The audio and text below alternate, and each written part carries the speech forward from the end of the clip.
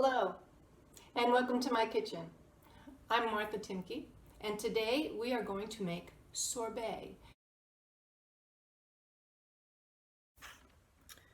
Well, in order to make our sorbet, we're going to do a little bit of prep first. So, first thing I did was to make some simple syrup. Simple syrup is equal parts water and sugar by weight, and then brought to a boil, just to a boil. We don't want to cook the sugar syrup. We want a nice simple syrup. Bring that to a boil and then let it cool, at least to room temperature. Okay, so then we have some simple syrup. I've also thawed and pureed some raspberries back here. Never, ever, ever try to puree frozen anything. So always make sure that if you're using frozen fruit, that you thaw it out and then you puree it, and then we're going to put it through a sieve and end up with a nice coulis. Second, I have a vessel, something tall and skinny that my saccharometer will float in. Of course, I need my saccharometer. You'll see here's a close-up of the saccharometer. On one side we have one set of numbers, and this is Brix. And on this side we have another set of numbers, and this is Baume. So we want our sorbet to be 17 Baume, and every time we measure this, we're going to look to see where it is on the Baume scale. This is going to float in the liquid, so I need something that's tall enough that it will float in the liquid, and skinny enough that I don't end up using a whole bunch of mix, because I don't want to make 3 gallons of this. I just want to make about a quart of it to go into my handy dandy little ice cream maker over here. Okay, so I want this to float in my liquid, and if I bring this up close, you'll see what I mean. So if it's floating up here, let's say, and my liquid is right here, let's assume it's at the top of my glass, although it's probably going to be a little bit lower. I don't want it to spill all over the place, but let's say it's there. Then the top of the liquid comes right there to about 17 Baume, and that's what I'm looking for. If there isn't enough sugar in this, then it's not going to be as dense, and my saccharometer is going to sink lower. If there's more sugar in it than 17 Baume, then it will rise up like this, and I'll have a higher reading on my Baume scale. So the Baume scale measures sugar density. That's the important part here. Baume measures sugar density, the density of the sugar in a liquid. If I had something thicker, like a jam or something like that, then I would use a tool called the refractometer. And the refractometer refracts light to go in and passes through the liquid or the solution, and then we'll give another scale, and that's called the Brix scale. So to get a baseline reading, I'm going to pour my simple syrup into my glass and fill it as tall or as high as I need it to be in order to get a good reading on my saccharometer. And then I'm going to put my saccharometer in here. Now this is a heavy simple syrup, which means it's equal parts sugar and water by weight. If it were a lighter syrup, then it would be less sugar to water. So maybe 1 time water to sugar, or 1 time sugar to water. But this is a heavy syrup, so it's equal parts. So I would expect this to be about 28 or 30 Baume. So let's see what it is. Well, a little bit less. I am at about, let me let it go, 28 Baume. So I don't know, let's see if we can get you to see that.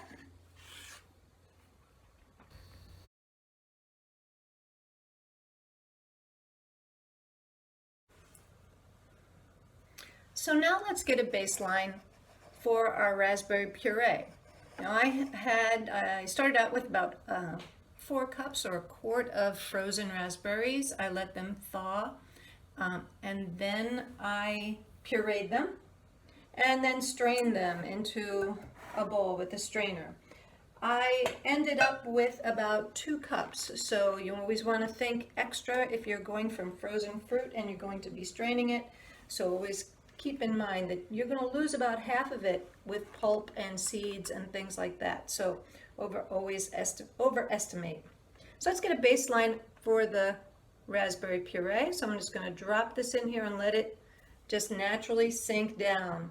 And I think You may be able to see in the video that it is already lower than the simple syrup was. The simple syrup was sticking up like this, and we could see some numbers. I can't even see the top number on this one.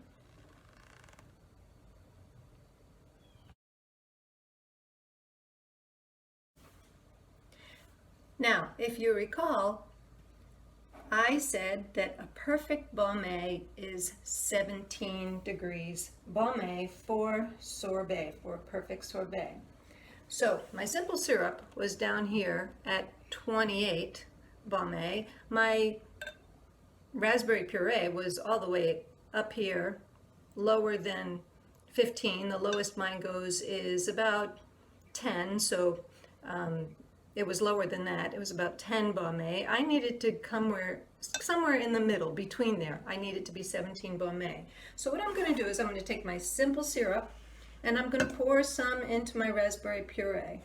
Now right away I know that I can put in a good amount of syrup because I need to take this from 10 to 17.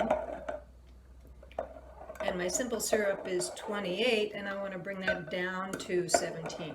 So I put in some simple syrup. I'm going to pour it back into my glass after I've mixed it up really well, as tall as I need it to be. And now I'm going to put my saccharometer back in there, wipe it off, see if I can get a good reading.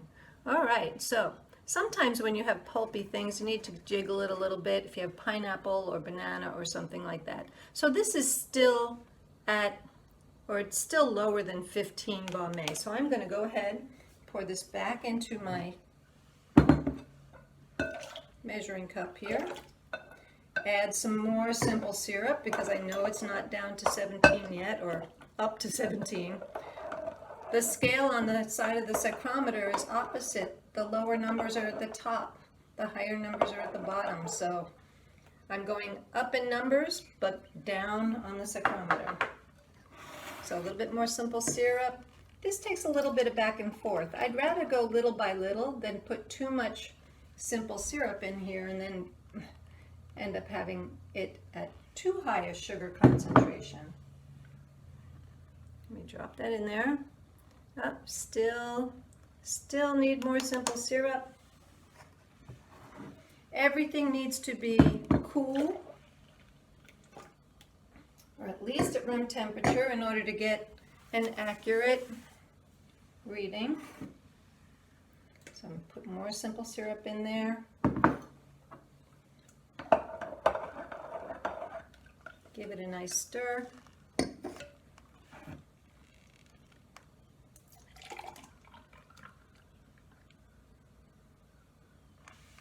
Back and forth. I'm getting higher. So it's the first time I'm seeing a number here. So I'm up to 15 baume.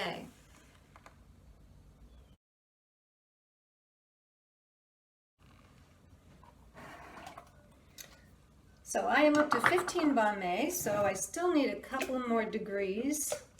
So I'm going to just pour it right back in there. Another little bit of simple syrup.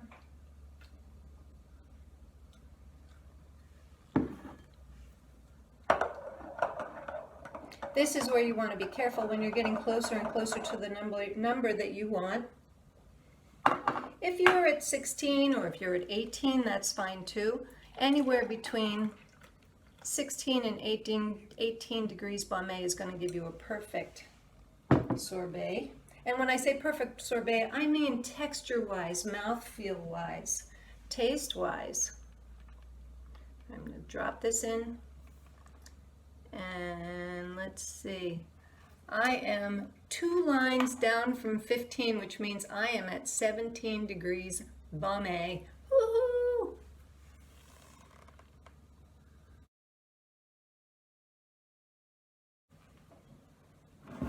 Well, now it's time to put this bad boy into the ice cream machine so that we can actually have some sorbet. So this is my ice cream machine. There's all different types. This is just a home kind, and it comes with a paddle, which goes in like this, and a bowl like this. And this is filled with coolant, and it stays really, really cold. You put it in your freezer. If you have a chest freezer, that's the best place to put it. If you have a freezer that's underneath the refrigerator, that's the second best. The worst place or the worst freezer is if you have one of those freezers that's on top, because they just don't get as cold. But you need this to be in your freezer for at least 24 hours in order for it to be cold enough. I have 2 bowls, as you see, so that I always have a bowl in my freezer and it's always ready to go. Because when I want sorbet, I don't want to have to wait for it. It usually can be last minute. So I like to have one ready to go. Also, I like to have 2 if I have the space in the freezer, so that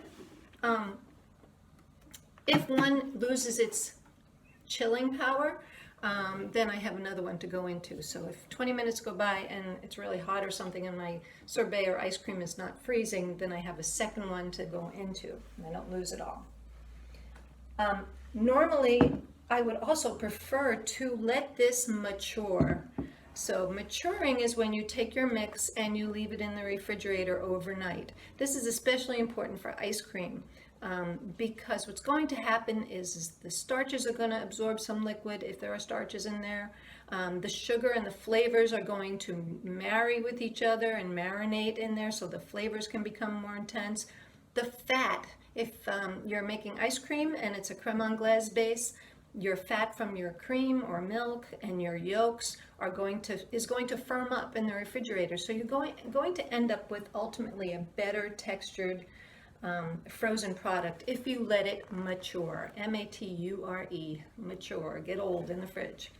Okay, this is going to get a little bit loud, so I'm just going to pour this in and go from the end. Turn off the video so that you don't have to listen to it churning for about 20 minutes. I always want to make sure that it's properly put together. So the blade goes on the bottom, and the way this one works is that the bowl spins and the blade stays still. So the bowl is going to spin, it's on a little motor, and the blade is going to stay still and keep it from freezing to the wall so much. So it's going to churn it. It's going to be mixing it while it's churning.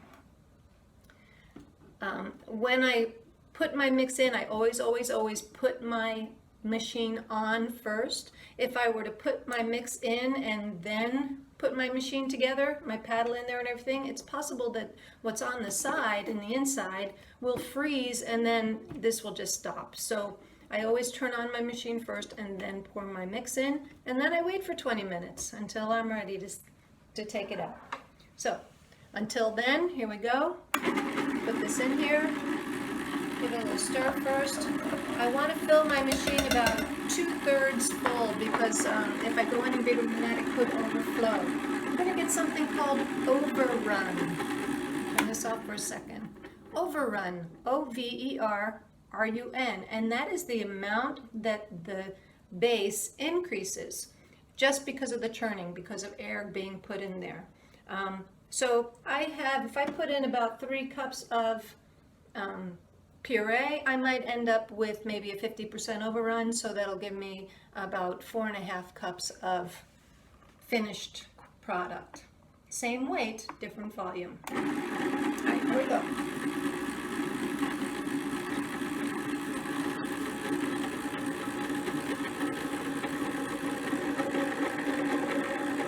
Oh, it took it all, look at that. So I ended up with about 1 quart of base, and it all fit into my machine. I'm going to leave this for about 20 minutes, and I'll see you on the flip side.